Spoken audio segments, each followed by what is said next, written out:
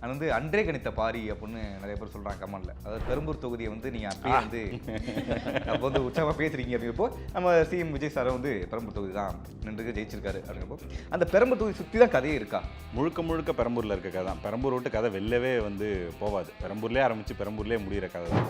ஒரு $1 மில்லியன் யுவராஜ் ப்ரோக்கு ரொம்ப இந்த கதை பிடிச்சி போயிட்டு அதுக்கப்புறம் நாங்கள் இது பண்ணிட்டு ஷூட்லாம் முடியும் போது தான் அவர் அறிவிச்சார் பெரம்பூரில் நிற்கிறேன் அப்படின்னு. எங்களுக்கு ஒரே குஷியாயிருச்சு. இன்னும் கொஞ்சம் ப்ரொமோஷன் ஆகணும் நினைச்சீங்களா? என்ன புரியல, இன்னும் கொஞ்சம் ப்ரொமோஷன் ஸ்டாண்டா இருக்குமே. டெஃபினட்டாக அது வந்து யோசிச்சோம். எங்க இந்த மாதிரி ஒரு சின்ன படத்துக்கு வந்து அப்படி ஒரு விஷயம் நடக்கிறதுன்றதே இப்போ ஒரு பெரிய ஒரு கவனிக்கப்படுறதா இல்லைங்களா? நிறைய விஷயங்கள் வந்து நான் இதுலேருந்து இது பண்ணியிருக்கேன். இந்த மல்டி லாங்குவேஜ் விஷயமே பாக்கியராஜ் சாரோட ஒரு விஷயத்துல இருந்து தான் நான் வந்து இன்ஸ்பயர் ஆனேன். ரகசிய போலீஸில் வந்து அவர் நாயுடுன்னு சொல்லி ஒரு கேரக்டர் ஒன்று பண்ணியிருப்பார், ஒரு போலீஸ் கேரக்டர். ரெண்டப்பா அதில் சொல்ல ஸ்கூலுக்கு விளையாடா அப்படின்னு எனக்கு ஒரே தலைவலி. ஒரே தலைக்கால் வைப்பின்னு தெலுங்குல செப்புறா அப்படின்னு. தெலுங்குல செப்ப மாட்டேன், தமிழில் தான் செப்புவேன். அப்படி எங்கள் அம்மா தமிழ் தானே அப்படின்வாங்க. உங்கள் லைஃப்பில் இந்த பர்சனல் வாழ்க்கையில் வந்து ஒரு ஜெர்சி மூமெண்ட்னா எப்போ சொல்லுவீங்க? எந்த மூமெண்ட் வந்து ஃபஸ்ட்டு அந்த வீடியோ பயங்கரம் ஒரு 15,000 வியூஸாக என்னமோ போச்சு. நாங்கள் அப்போ அது வரைக்கும் எங்களோட அதிகபட்சமே வந்து 500-800 பேர் பார்த்தாங்க. சினிமா ஃபீல்டில் வந்து ஒரு காலகட்டத்தில் முந்தி வந்து என்ன பண்ணுவோம்னா யூடியூப் எங்களுக்கு என்ன வீடியோ பண்ண தெரியும், என்ன படத்தெல்லாம் வர முடியாது அப்படி மாதிரி இருந்துச்சு. அப்போலாம் உங்களுக்கு தோணிக்குமா எங்களுக்கு படம் பண்ண தெரியுமே, ஏன் எங்களை வந்து ஒரு மாதிரி ஏழனமாக பார்க்குறீங்க ஒரு ஃபீல் இருந்துச்சு அப்போ? இல்லை ஏழனமாலாம் பார்க்கல, பட் எங்களுக்கு வந்து தோணும் ஏன் கூப்பிட மாட்டாங்க. கூப்பிடுவாங்க, பட் நமக்கு சில படங்கள்லாம் தோணும்ல, ஐயோ இந்த கேரக்டர் கொடுத்தா நம்ம பண்ணியிருக்கலாம், இதெல்லாம் ஏன் கூப்பிட்டுருக்காங்க. பட் ஃபஸ்ட்டு வந்து நீங்கள் ஹீரோவாக பண்ண போகிறேன்னு சொன்னப்போ ஏதாவது கமெண்ட் வந்திருக்கா உங்களுக்கு? என்ன நீங்கள் ஹீரோவாக பண்ண போறியா, அதெல்லாம் ரிஸ்க் அது மாதிரி சொல்லியிருக்காங்களா? ஒரு சார்பான ஃப்ரெண்ட்ஸ் என்ன சொல்லுவாங்கன்னா, நீ நல்லா நடிக்க போயிரு அப்படின்வாங்க.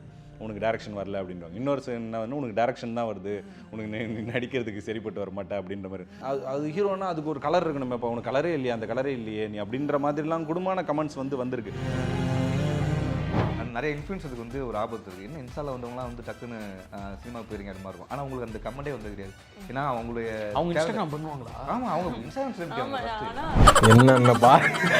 என்னென்ன சொல்கிறான் பாருங்க, கம்பி கட்டுற கதையெல்லாம் எடுத்து போடுறாங்க. Max Gold, cash for gold. Call 044-4545-4545. JNN Institute of Engineering, Chennai. Join CSC, AA and ML, Cybersecurity, MBA and more. Holidays nale, adu namma GT Holidays da. GT Holidays, South India's #1 travel brand. கலாட்டா தமிழர்களுக்கு வணக்கம். நம்ம கூட யார் இருக்கா அப்படின்னு பார்த்தீங்கன்னா, அன்பே டயனா டீம்லேருந்து பாரி உலகன் அண்ட் ரம்யா நங்கரானன் அண்ட் வந்து கோபி அண்ணே. வணக்கம். வணக்கம். எப்படி இருக்கீங்க? சூப்பராக இருக்கும். Okay, super. அண்ட் வந்து இன்றைக்கி வந்து ஒரு டஃப்பான டே உங்களுக்கு 2 நாள். ஏன்னா 32 சேனல் வரும், அது எல்லாருமே ஒரே கேள்வி கேட்போம். நீங்கள் தான் ஆன்சரை மாற்றி மாற்றி சொல்லணும் அப்படிங்கிறப்போ திசார் தட்டு பேண்ட்ரிங் இந்த மாதிரி பல கொஸ்டின் இருக்குது உங்களுக்கு. அது வந்து எப்படி எதிர்பார்க்குறீங்க இந்த ப்ரொமோஷனை? என்னெல்லாம் எதிர்பார்க்குறீங்க? அதே தான், அது உடம்ப என்னது மனசு இரும்பாக்கிக்கடா கிரிக்காலா அடமழை வெளுத்து வாங்க போகுதுன்னு அந்த இதில் தான் இருக்கும். பட் இது எப்படி நீங்கள் ஒவ்வொரு இன்ட்ரிலையும் டிஃப்ரெண்ட்டாக பதில் சொல்லி ஆகணுங்கிறதுப்போ நீங்கள் எப்படி பேசிப்பீங்க? ஓகே, என்னென்ன மாற்றி சொல்லணும் அப்படிங்கிறப்ப? அப்படிலாம் எதுவும் பேசலையே ப்ரோ, நான் அப்படியே கண்ணை மூடிட்டு அப்படியே வந்து உட்காந்துட்டோம். உங்களுக்கு அதிகமாக வந்த கொஸ்டின் நான் இன்டர்வியூவில் இந்த கொஸ்டின் எப்போ பாரு இந்த கொஸ்டினை கேட்குறாங்க அப்படின்னா என்ன கொஸ்டின் வந்து? பர்சனலாக கேட்குறீங்களா? பர்சனலாகவே சொல்கிறேன். பர்சனலானா இந்த கொஸ்டின் எல்லாமே இன்டர்வியூ வராது. அப்படி எப்படி இந்த வீடியோலாம் எப்படி பண்ணுறீங்க அப்படி கேட்பாங்க. அது கொஞ்சம் எப்படி பண்ணுறீங்கன்னு கேட்டால் அது என்ன பதில் சொல்கிறேன்னே தெரில. அது அந்த அது ஆமாம். ஓகே, உங்களுக்கு டான்ஸ் பற்றி தான் பயங்கரமாக டான்ஸ் ஆடுறீங்க, எப்படி ஆடுறீங்கன்னு கேட்பாங்க. உங்களுக்கு எப்பயும் ஜம்மான்னு கேட்டுருப்பாங்க. ஆனால் ஜம்மா பற்றி கேட்க தான் போகிறேன். பரவாயில்ல. எனக்கு வந்து இன்னொன்று நான் அப்படின்னா கேட்க மாட்டீங்கன்னா நான் இந்த மிமிக்ரி பண்ண சொல்லிட்டே இருக்காங்க ப்ரோ, அது வேணான்னுக்கிறீங்க. Okay, super. அண்ட் வந்து உங்கள்கிட்ட நான் என்ன எதிர்பார்த்தோம்னா, அதாவது இன்னும் வந்து ஜமா முடிச்சக்கப்புறம் பறை இசை, அதுக்கப்புறம் வந்து வில்லுப்பாட்டு, இந்த மாதிரி கலைஞர்களை முன்னோக்கி எடுப்பாருன்னு பார்த்தா அன்பே டேனான்னு இறங்குறீங்க. வந்து எப்படி உங்களுக்கு இந்த ஐடியா வந்துச்சு? அதான் இதுக்கான பதில் வந்து நான் போன ஜமா இன்டர்வியூலே நிறைய வாட்டி சொல்லிட்டேன். ஏன் அந்த பதில் சொன்னேன்னா, நீங்கள் தயவு செஞ்சு இந்த படத்தை தேட்டரில் வந்து பார்த்து ஓட வைக்கலைன்னா என்னால் திரும்ப ஜமா மாதிரி ஒரு படம் பண்ணவே முடியாது, தயவு செஞ்சு போங்கன்னு எல்லாம் கிஞ்சினேன் கதர்னேன் எதுவுமே. அது வந்து தேட்ரிக்கலாக ஒரு வேளை ஒரு பிளாக் பஸ்டர் இல்லைனாலும் நல்ல ஹிட் அப்படி ஆயிருந்ததுனாலே கண்டிப்பாக இன்னும் என்னென்ன கலைகள் இருக்கோ அதை தேடி போயிருக்கலாம். பட் வந்து இப்போ நம்ம இந்த கலையை தேடி ஓட வேண்டிய ஒரு சுச்சுவேஷனுக்குள்ளே நம்ம தள்ளப்படுறோம். ஏன்னா இது என்ன பார்த்தீங்கனாலும் end of the day cinema வந்து ஒரு பிஸ்னஸ் மீடியம் தான். அதுக்காக நம்ம படம் பண்ணுறதுன்றது இங்கே ரொம்ப முக்கியமாக இருக்குது. ஸோ இந்த மீடியமில் நம்மளோட விஷயங்களை, நம்மளோட எசன்ஸை வந்து எப்படி கொண்டு வர முடியுன்றது வந்து அந்த விஷயத்தை தான் நம்ம ஸ்மார்ட்டாக யோசிச்சு மூவ் ஆகி போகணுமே தவிர, நான் அதே இடத்துல எனக்கு ஓடலை அப்படின்னு அங்கவே நான் உட்காந்துட்டு நான் அப்படி ஒரு விஷயத்த பண்ண விரும்பலை. பட் சினிமா இண்டஸ்ட்ரியில் உங்களோட பயோபிக்ங்கிறாங்களே, இது வந்து உண்மையே வந்து ஆங்கிலேயர் வந்து லவ் பண்ணீங்க அப்படிலாம் சொல்கிறாங்களே. இல்லை என்னோட பயோபிக் வந்து வேற அந்த கதை இருக்கு, ஓ அது ரெடி பண்ணி அதுவும் இருக்கு. அது வந்து அது எடுத்தால் இப்போ கொஞ்சம் அடி ஹெவியாக விழுமோ அப்படிங்கிறதுக்காக வந்து அதை கொஞ்சம் வச்சுருக்கேன். பட் அது ரொம்ப இன்னும் கிட்டத்தட்ட இந்த மாதிரி ஒரு ஜானர் தான் அது. என்னோட இதில் எல்லாமே கிட்டத்தட்ட நிறைய விஷயங்கள் என்னோட லைஃப்லேருந்து எடுத்தது தான், அது உண்மை தான். பட் ஆனால் இப்போ லவ் விஷயங்கள் மட்டும் அது இல்லாமல் இது எவ்வளோ வந்து லீஸ்ட் கான்ட்ரவர்சியாக பண்ண முடியும் அப்படிங்கிறது தான். ஏன்னா என்னோட லைஃப் எடுத்தால் கண்டிப்பாக அது கான்ட்ரவர்சி தான். ஏன்னா ஒரு பெரிய ஒரு ஏலவே ஒரு பெரிய பொலிட்டிக்கல் போராட்டத்துக்கு அப்புறம் ஏதாவது சின்ன இன்சிடென்ட் ஷேர் பண்ண முடியுமா? ஏதாவது அதை நான் வந்து ஒரு முஸ்லீம் பொண்ணை தான் நான் வந்து லவ் பண்ணி கல்யாணம் பண்ணேன். ஸோ எங்களோட லவ்ன்றது வந்து ஒரு பெரிய போராட்டமாக இருந்தது. அது வந்து ஒரு ரொம்ப டிஃப்ரெண்ட்டான ஒரு விஷயம். ஏன்னா அதை ரிவீல் பண்ணால் அந்த கதையை ரிவீல் பண்ணுறேன். அதுக்காக தான் இது வந்து நான் சொல்ல மாட்டேன். இல்லைன்னா சொல்லிட்டீங்களே அப்புறம் எல்லாத்தையும் சொல்லிட்டீங்க. இல்லை அதில் மெயின் எலமெண்ட்டே வேறு. அந்த படம் வரும்போது உங்களுக்கு தெரியும். இல்லை இன்டர்வியூ முடிச்சோடனே உங்களுக்கு அந்த மெயின் எலமெண்ட்டை நான் சொல்கிறேன். ஸோ இப்போ அது வந்து இப்போ அதை வந்து டீப் டவுனாக இங்கே டிஸ்கஷன் பண்ண முடியுமா அப்படிங்கிறது தெரியல. பண்ணலாம், பட் அதுக்கான தைரியம் எனக்கு இன்னும் வரல அப்படின்னு தான் நான் சொன்னோம். அதுக்கான தைரியம் வரும்போது கண்டிப்பாக அந்த படத்தை இது பண்ணுவேன். ஸோ அதில் வேற ஒரு வேரியேஷனாக தான் அன்பே டயனாவை வந்து நாங்கள் பார்த்து என்னோட நண்பர்கள் லைஃப்பில் நடந்த விஷயத்தை இதே மாதிரி வந்து கிறிஸ்டின் பொண்ணை ஆக்சுவலி என் ஃப்ரெண்டு ஒருத்தன் வந்து ஒரு கிறிஸ்டின் பொண்ணை வந்து கல்யாணம் பண்ணான். அவங்க கல்யாணத்துக்கு நான் சர்ச்சுக்கு போயிருந்தப்போ தான் எனக்கு இந்த கதையோட விஷயம் ஸ்டார்ட் ஆச்சு. 2 பேரும் டிஃப்ரெண்ட்டான ஒரு கல்ச்சர் சார்ந்தவங்க, ஆனால் லவ்ன்ற ஒரு விஷயம் இவங்களை இவ்வளோ அழகாக யுனைட் பண்ணியிருக்குல்ல அப்படின்னு எல்லாரும் சந்தோஷமாக அந்த ஒரு மேரேஜில் இது பண்ணாங்க. யாரும் சண்டை போட்டுக்கல, எதுவும் பண்ணிக்கல. எனக்கு ரொம்ப சூப்பராக இருந்தது அது. ஸோ அதை பார்த்து அதில் இன்ஸ்பயர் ஆனது தான் இந்த விஷயம். அதில் இப்போ சுற்றி இருக்க கேரக்டர்ஸ் எல்லாமே என்னோட ரியல் லைஃப்பில் இன்ஸ்பயர் ஆன கேரக்டர்ஸ் தான். எல்லா கேரக்டர்ஸுமே இப்போ அவரோட கேரக்டருக்குமே ஒரு ரியல் லைஃப் இன்ஸ்பிரேஷன் இருக்குது. இப்போ இவங்களோட கேரக்டருக்குமே ஒரு ரியல் லைஃப் இன்ஸ்பிரேஷன் இருக்குது. என் ஒய்ஃபோட கேரக்டரைசேஷன்லேருந்து ஒரு சிலதெல்லாம் எடுத்து இவங்களுக்கு அவங்களோட கேரக்டர் வச்சுருக்கேன். அது கொஞ்சம் இமேஜினரி தான். ஆனால் ஒரு சில விஷயங்கள் வந்து ரியல் லைஃப்பில் நடந்ததே அப்படியே வச்சுருக்கேன் இந்த படத்தில். சூப்பர். அண்ட் வந்து அன்பே டயானா இல்லை கோவிந்தம்மான் கூப்பிடணுமா, எது உங்களுக்கு பிடிக்கும்? கம்ஃபர்டபுள் இப்போ டயானா தான். டயானா தான். ஓகே, உங்களுக்கு எப்படி இந்த ஆப்பர்ச்சுனிட்டி கிடச்சி? ஏன்னா அதுக்கப்புறம் வந்து நிறைய படங்கள் வந்திருக்கும். இன்னும் நீங்கள் வந்து குறிப்பிட்டு இந்த படம் செலக்ட் பண்ணிங்கன்னா ஏதோ ஒன்று இருக்குது அப்படிங்கிறதான். எது வந்து உங்களை பயங்கரம் இம்ப்ரெஸ் பண்ணுச்சு? ஆமாம், எனக்கு நீக்கு அப்புறம் அந்த கேரக்டருக்கு நல்ல ஒரு ரெஸ்பான்ஸே கிடச்சிது. அண்ட் நிறைய ஆப்பர்ச்சுனிட்டிஸும் வந்துட்டு இருந்தது. அண்ட் இந்த கதை வந்துட்டு எனக்கு ரொம்பவே இன்ட்ரெஸ்டிங்காக இருந்தது. ஏன்னா ஒரு கதைக்களமாகவே ரொம்ப வித்தியாசமாக இருந்தது. இது வரைக்கும் நான் பார்த்த ஃபேமிலி என்டர்டெய்னரை விட ரொம்ப ஒரு வித்தியாசமான கதைக்களம். அண்ட் ஆங்கிலோ இண்டியன், பெங்களூர்லேருந்து வந்த ஒருத்தர், தெலுங்கு பையன் அப்படின்னு ரொம்ப பயங்கர ஃபன்னியாக இருக்கும். மல்டிபிள் ஸ்லாங்ஸ், மல்டிபிள் கல்ச்சர்ஸ் இருக்கிறதுனால ரொம்ப ஒரு வித்தியாசமான படமாக இருந்தது. அண்ட் இந்த படத்தில் சொல்கிற மெசேஜ் அது வந்து ரொம்ப ஒரு காமெடி ஜானரில் சொல்லியிருக்காரு. ரொம்ப ஒரு நல்ல மெசேஜாக இருந்தது. அதுவும் ஒரு முக்கியமான ரீசன் தான். சூப்பர். வந்து ஆனால் நீங்கள் வந்து ஜெயிக்கும் போது தானே எங்களுக்கு வந்து அண்ணன் ஜெயிக்கிற மாதிரி வந்து ஒரு ஃபீல் எப்பவுமே கொடுத்துட்டே இருப்பீங்க. ஆனால் வந்து இப்போது ரீசெண்டாக வந்து சுதாகரன் ஆகட்டும், அந்த டிராவிட் ஆகட்டும், எல்லாருமே வளர்ந்ததை பார்த்து எங்களுக்கு பயங்கர ஹாப்பியாக இருக்குது. நீங்கள் சொல்லுங்கள், நான் இந்த படத்தில் நீங்கள் எப்படி வந்தீங்க? ஏன்னா வாய்ஸ் ஓவரில் நீங்கள் வாய்ஸ் சும்மா கொடுத்துட்டீங்க, ஆனால் எல்லாருமே வந்து பெங்களூர் ஸ்லாங் இருக்குது, பெங்களூர் ஸ்லாங் இருக்குது அவங்க சொல்கிறாங்க. இப்போ அவங்க சொல்லி தெரியுது பெங்களூர் பையன் அப்படின்ட்டு. அந்தளவுக்கு நீங்கள் எஃபோர்ட் போட்டிருக்கீங்க அப்படின்னா இந்த படத்துக்கு நீங்கள் வந்தது எப்படி இருந்துச்சு? இப்படி நடந்துச்சு? அவர் இப்போ ப்ரோ தான் வந்து ஃபஸ்ட்டு சொன்னார், ஃபோன் பண்ணாப்புல இந்த மாதிரி நான் ஜமா படத்தோட ப்ரோ சொல்லுங்கள் ப்ரோ அப்படின்னு. இல்லை இந்த மாதிரி பண்ணுறோம், நீங்கள் உங்களுக்கு ஓகேனா வந்து இப்போ நரேட் பண்ணுற ப்ரோன்னாரு. சரி ப்ரோ வாங்க ப்ரோ கேட்போம்னு சொல்லிட்டு அப்புறம் கேட்டோம். பிடிச்சிருந்துச்சி. அவர் சொன்ன விதமே சூப்பராக இருந்துச்சு ப்ரோ. அவர் எனக்கு வந்து பெரம்பூர், நான் சென்னையில் தான் இருக்கேன். ஒரு தடவை நான் பெரம்பூருக்கு போயிட்டு எனக்கு வெளியில் வர்றதுக்கு வழி தெரியாமல், அப்போ இந்த அளவுக்கு அந்த கூகுள் மேப்ஸில் 2016-17 பைக்கில் சுற்றிட்டு இருந்த டைமு வழி தெரியாமல் இங்கேயே ஒரு 2 ரவுண்டு அடித்த ஞாபகம் தான் இருக்கிற பெரம்பூர். அதுக்கப்புறம் நான் அந்த ஷூட்டுக்கு தான் நான் இந்த பெரம்பூர் வந்தேன். ஆக்சுவலாக சென்னைக்கும் பெரம்பூருக்கும் சம்மந்தமே இருக்காது. இது உள்ளே வந்தோன்னா ஒரு தனி உலகம் மாதிரி வாழ்ந்துட்டு இருப்பாங்க. பார்த்தா காலையில் நாங்கள் ஒரு 6 மணிக்கு போனோன்னா ஃபுல்லாக அந்த ரயில்வேஸில் ஒர்க் பண்ணவங்க, அந்த ரிட்டையர் ஆனவங்க ஃபுல்லாக ஃபுட்பால் விளையாடிட்டு போய் வடை வாங்கி சாப்பிட்டுட்டு இருப்பாங்க. அது ஒரு விஷயம். ஆனால் அந்த ஃபுல் ஷார்ட்ஸு, இந்த இவர் சார் சேத்தன் சார் கூட இருப்பார். அந்த மாதிரி அந்த கெட்டப்பில் அவ்வளோ பேரை பார்த்தேன் நான். என்னடா இது பார்த்ததே இல்லையன்ற மாதிரி இருந்துச்சு. அப்புறம் பார்த்தீங்கன்னா எங்கே பார்த்தாலும் இந்த ட்ரெயின் ஃபேக்ட்ரி, அந்த அது ஒரு தனி உலகம் மாதிரி இருந்துச்சு அது. அதுக்கப்புறம் அவர் அது சொல்கிறப்பையும் அங்கே இத்தனை மக்கள் இருக்காங்க, இந்த பல்வேறுபட்ட அந்த பலதரப்பட்ட மக்கள், கிட்டத்தட்ட ஒரு குட்டி இந்தியா, அங்கே இல்லாத இனமே கிடையாதுன்ற அளவுக்கு அவ்வளோ பேர் அங்கே இருக்காங்க. அது வந்து அன்றே கணித்த பாரி அப்படின்னு நிறைய பேர் சொல்கிறாங்க கமெண்ட்ல. அதாவது பெரம்பூர் தொகுதியை வந்து நீங்கள் அப்பயே வந்து அப்போ வந்து உற்சாகமாக பேசுகிறீங்க அப்படிங்கிறப்போ நம்ம சிஎம் விஜய் சாரை வந்து பெரம்பூர் தொகுதி தான் நின்று ஜெயிச்சிருக்காரு அப்படிங்கிறப்போ அந்த பெரம்பூர் தொகுதி சுற்றி தான் கதையே இருக்கா? முழுக்க பெரம்பூரில் இருக்க கதை தான். பெரம்பூர் விட்டு கதை வெளிலவே வந்து போகாது. பெரம்பூர்லேயே ஆரம்பித்து பெரம்பூர்லேயே முடிகிற கதை தான். ஸோ அது எதிர்த்து நடந்தது தான். நாங்கள் கதை எழுதி இது பண்ணி அவருக்கு அவர் $1 மில்லியன் யுவராஜ் ப்ரோக்கு ரொம்ப இந்த கதை பிடிச்சி போயிட்டு அதுக்கப்புறம் நாங்கள் இது பண்ணிட்டு ஷூட்லாம் முடியும் போது தான் அவர் அறிவிச்சாரு பெரம்பூரில் நிற்கிறேன் அப்படின்னு. எங்களுக்கு ஒரே குஷியாயிருச்சு. இது இன்னும் கொஞ்சம் ப்ரொமோஷன் ஆகணும் அப்படின்னு நினைச்சீங்களா? என்ன புரியல? இன்னும் கொஞ்சம் ப்ரொமோஷன் ஸ்டாண்டா இருக்குமே. டெஃபினட்டாக அது வந்து யோசிச்சோம். எங்க இந்த மாதிரி ஒரு சின்ன படத்துக்கு வந்து அப்படி ஒரு விஷயம் நடக்கிறதுன்றதே இப்போ ஒரு பெரிய ஒரு கவனிக்கப்படுறதா இல்லைங்களா? அப்போ தான் நாங்கள் கரெக்டாக டீசர் வேறு விட்டுருந்தோம். அந்த டீசரில் ஃபஸ்ட்டு 1.5 மினிட்ஸ் வந்து பெரம்பூர் பற்றி தான் இருக்கும். பெரம்பூர் என்ன, பெரம்பூரோட கல்ச்சர் என்ன அப்படிங்கிறத பற்றி தான் இருக்கும். ஸோ எங்களுக்கு வந்து அது பயங்கர ஹாப்பியாக இருந்தது. இப்போ அவரோட ஃபேன்ஸ் ஒரு சில பேர் அந்த விஷயத்தை மட்டும் எடுத்து பெரம்பூரோட ஸ்பெஷாலிட்டி அப்படின்னு போட்டாங்க. அது வந்து ரொம்ப சூப்பராக ஒரு விஷயமா இருந்தது. நம்ம இதில் இவ்வளோ கல்ச்சரல் விஷயங்கள் இருக்குது, இப்போ ஏற்பட்ட மக்கள் வாழ்கிறாங்க அப்படின்னு நம்ம ஒரு விஷயத்தை எடுக்கிறோம் இல்லைங்களா? அதே விஷயம் அவருக்கு தோணி இந்த 234 தொகுதியில் அதை சூஸ் பண்ணாருன்றதே வந்து பயங்கர ஹாப்பியாக இருந்தது. ஸோ இந்த லேண்டோட அந்த கல்ச்சர் என்ன, ரிச் கல்ச்சர் என்ன, அந்த பீப்புள் எப்படிப்பட்டவங்கன்றது வந்து இதெல்லாமே ஒரு எக்ஸாம்பிள் தான். ஏன் அதை சூஸ் பண்ணார் அப்படிங்கிறது வந்து இந்த படம் பார்க்கும்போது தெரியும். ஏன்னா அவ்வளோ ஒரே மாதிரியான ஒரே தரப்பு மக்கள் இங்கே கிடையாது. நீங்கள் பெரம்பூர் ஒரு ஆட்கள் வந்து ஒருத்தங்களை சூஸ் பண்ணுறாங்கன்னா கிட்டத்தட்ட ஒரு தமிழ்நாடே சூஸ் பண்ணுற மாதிரி தான் வச்சுக்கோங்களேன். ஏன்னா அப்பேற்பட்ட ஆட்கள் வந்து அங்கே எல்லா ஊர்லேருந்து வந்தவங்களும் இருக்காங்க. ஏன்னா மெயினாக வந்து ரயில்வேஸோட முக்கியமான ஹப்புன்றதுனால அது வந்தவங்க எல்லாம் இங்கே நிறையா செட்டில்மெண்ட்ஸ் வந்து இருந்தது. இப்போ ஆந்திராவிலேருந்து வந்து ஆட்கள் இருக்காங்க. இப்போ நீங்கள் ரயில்வேஸில் தான் முதல்ல வேலை செய்கிறதுக்கு தான் வந்து வெளிநாட்டிலேருந்து பிரிட்டிஷ் ஆட்களை கூப்பிட்டு வந்தாங்க, லாங்குவேஜ் புரியல அப்படிங்கிறது. அப்படி வந்தது தான் ஆங்கிலோ இந்தியன் கம்யூனிட்டி. ஸோ இப்போ நார்த் இந்தியாவிலேருந்து ஒரு சில பேர் வராங்க, எல்லா தமிழ்நாடோட எல்லா இதுலேருந்து வராங்க. இங்கே அப்படியே வட சென்னையோட இந்த ஏரியா ஃபுல்லாக நிறைய செட்டில்மெண்ட்ஸ் அதனால தான் வந்து இருந்தது. ஸோ இதுதான் அந்த லேண்டோட விஷயம். இதை அவர் சூஸ் பண்ணும்போது செம்ம ஹாப்பியாக இருந்தது. இப்போ நீ இவ்வளோ ரிசர்ச் பண்ணிருக்கீங்களா? ஏன்னா நாங்கள் வந்து சும்மா ஒரு கமர்ஷியல் படம் அப்படின்னு போயிட்டு வந்தாங்க. ஆனால் இவ்வளோ ரிசர்ச் இருக்கா உள்ளக்க? இல்லைங்க, நான் கமர்ஷியல் படங்கிறதே நான் வேறு மாதிரி தான் பார்க்குறேன். நடுவில் நம்ம கிட்டத்தட்ட ஒரு 90s 2000 இல்லை 80s வந்த நிறைய கமர்ஷியல் படங்கள் நீங்கள் எடுத்து பார்த்தீங்கன்னா அதில் வந்து ரொம்ப ரிச்சான ரைட்டிங் வந்து இருந்திருக்கு. இப்போ பாக்கியராஜ் சாரோட ஃபிலிம்ஸ்லாம் எடுத்துக்கோங்களேன். நீங்கள் என்ன அதில் இருந்தீங்கன்னா அவ்வளோ ரிச்சான ஒரு ரைட்டிங் இருக்கும். ஏதாவது ஒரு எக்ஸாம்பிள் சொல்ல முடியுமா? இந்த சீன் வந்து பயங்கரமாக இருக்கும் அப்படின்னா நீங்கள் உங்கள் இன்ஸ்பயர் பண்ண சீன் சொல்கிறீங்களா?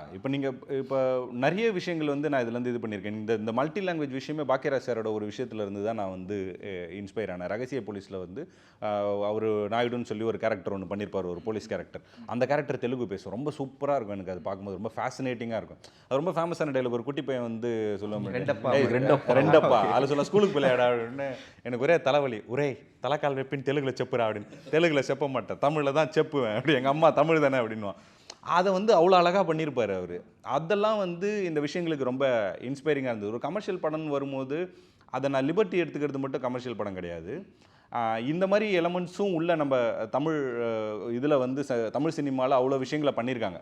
அதெல்லாம் தான் எனக்கு வந்து மெயின் இன்ஸ்பைரிங்காக இருந்தது. சூப்பர். வந்து அதாவது ஆங்கில வந்து பொண்ணாக நடிக்கிறீங்க, நீங்கள் தமிழ்நாட்டு பொண்ணு பேசிக்கலி வந்து நீங்கள் என்னெல்லாம் மாற்றிக்கிட்டீங்க அந்த ஆங்கில வந்து பொண்ணுக்கு? ஏன்னா லாங்குவேஜ் வந்து மாற்றணும் வந்து அதுக்கு ஹோம் ஒர்க் இருக்கும்ல. இப்போ ஒரு மாதிரி வேலை வாங்கினாரா, என்ன பண்ணார்? ஆமாம்மா, கண்டிப்பாக. ஃபஸ்ட்டு வந்து நான் சென்னையில் பிறந்து வளர்ந்த பொண்ணு தான். ஆனால் எனக்கு வந்து பெரம்பூரே தெரியாது.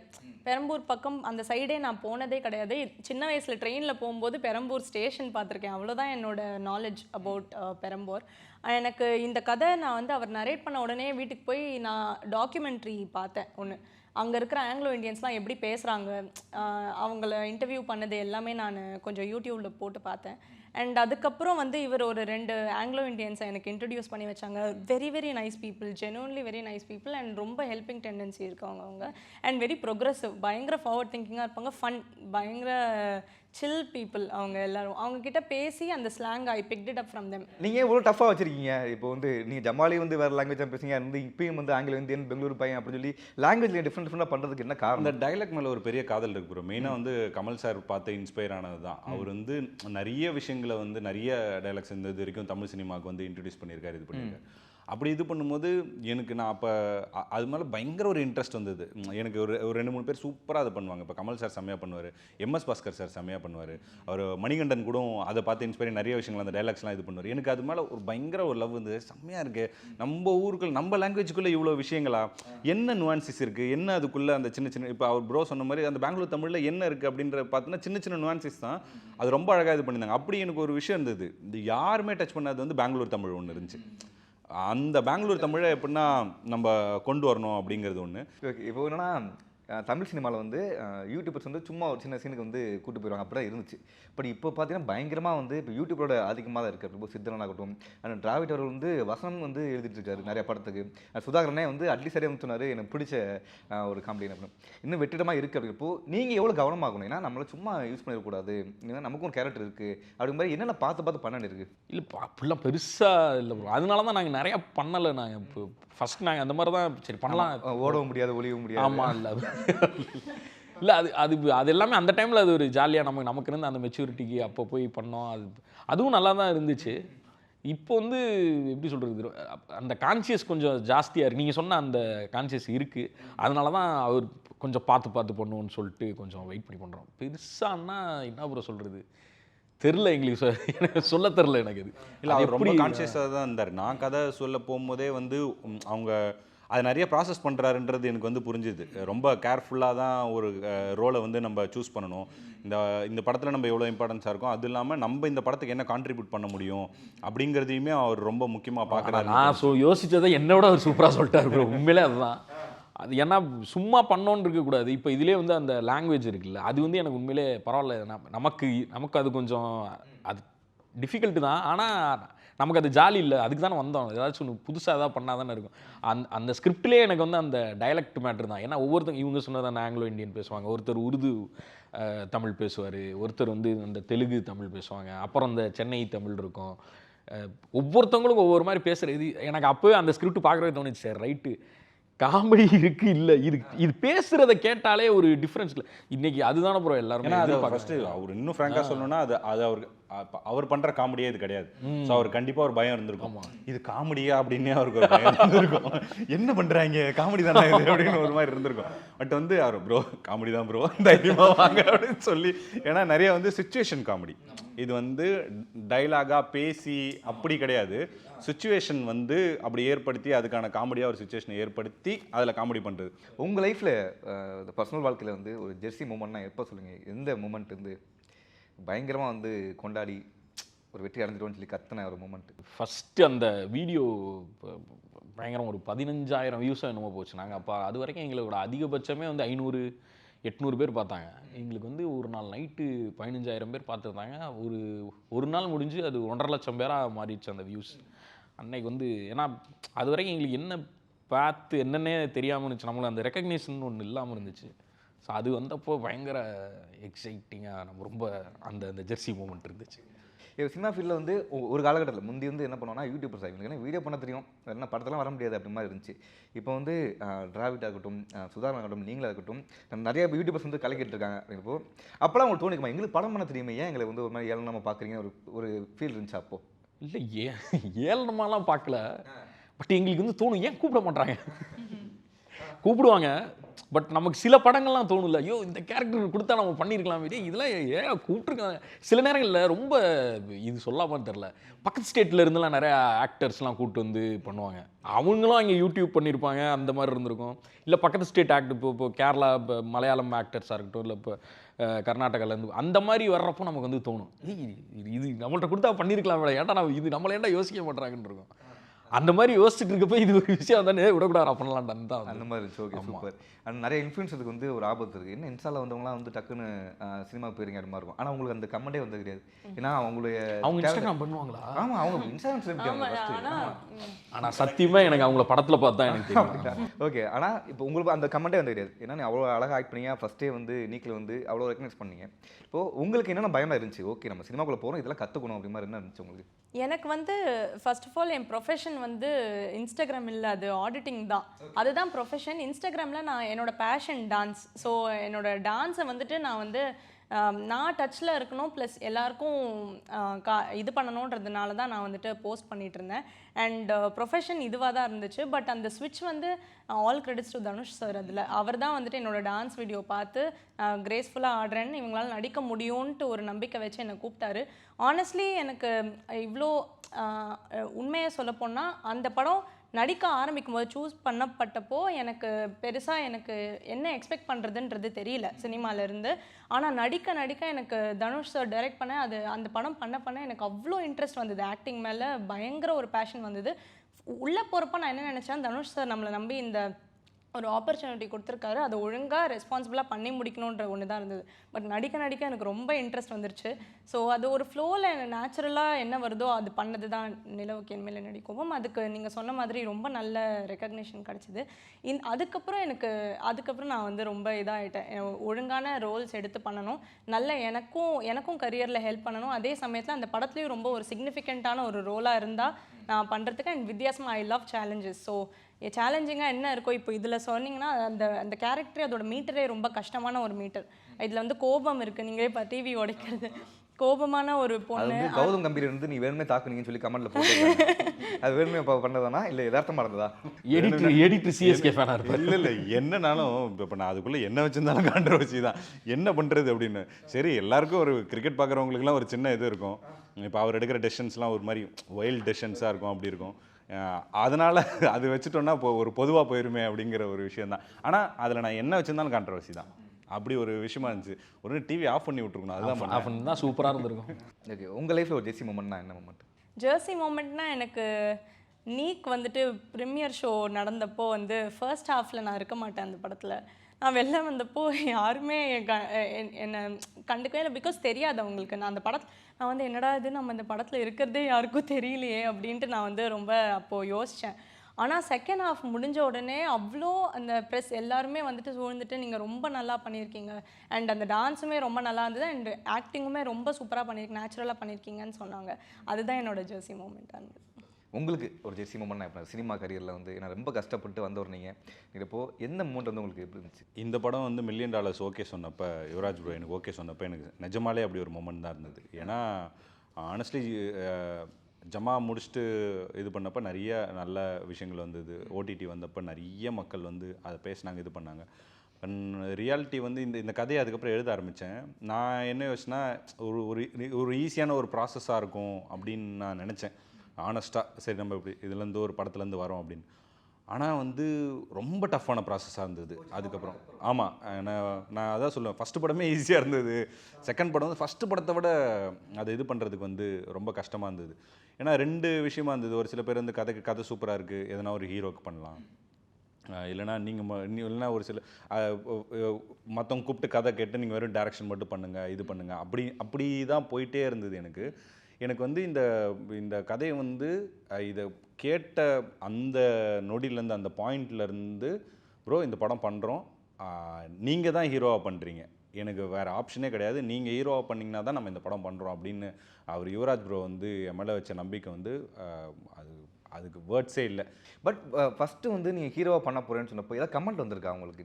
நீங்கள் ஹீரோவாக பண்ண போறியா, அதெல்லாம் ரிஸ்க் அந்த மாதிரி சொல்லியிருக்காங்களா? பயங்கரமாக வந்திருக்கு, பயங்கரமாக. நான் 2 சைடுமே எனக்கு வந்திருக்கு. இப்போ என்னென்னா, எனக்கு நான் சினிமா ட்ரை பண்ண ஆரம்பித்த காலத்துலேருந்தே எனக்கு இந்த கன்ஃபியூஷன் தான் தொடர்ந்து இருந்திருக்கு. இதெல்லாம் வந்ததுக்கு வந்து எனக்கு வந்த கமெண்ட்ஸ் தான் காரணம்.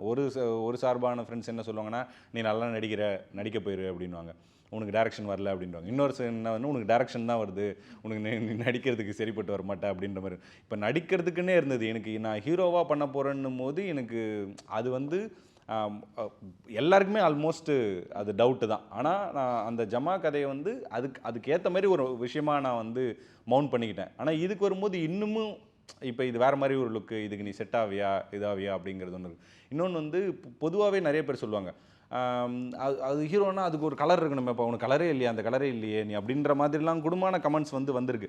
பட் அதை தாண்டி நான் வந்து பார்க்குறதுன்றது வந்து இங்கே நம்ம தமிழ் சமூகம் அப்படிப்பட்ட சமூகமே கிடையாது. நம்ம விஜய் சாரே இப்படி இருந்திருக்காரு. எல்லாருக்குமே வந்து நம்ம மக்களாக இருக்கவங்கள தான் இவங்க வந்து மற்றவங்க இவங்க சொல்கிற மாதிரி கேட்டகரியில் இருக்கவங்களாம் ஆக்டர், நம்மள மாதிரி இருக்க கேரக்டர்லாம் ஸ்டார் ஆகியிருக்காங்க.